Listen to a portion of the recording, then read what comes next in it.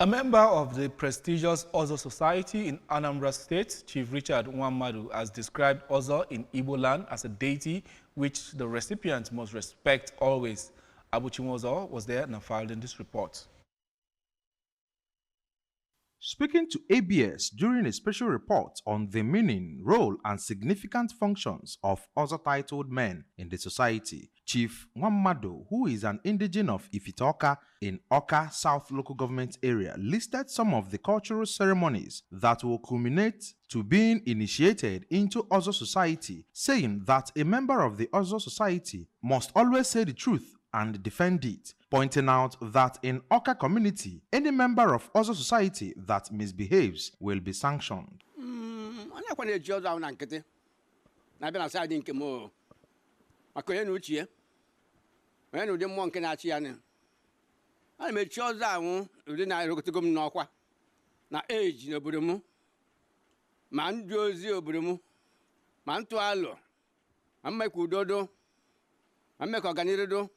Mazi anya mulamu mamuke manwa do n'ime onye anyị kurutere akpali ezigbo alụ ogwe nwike na-aga n'anya ya ji chiwele ọzọ mgbe ụfọdụ.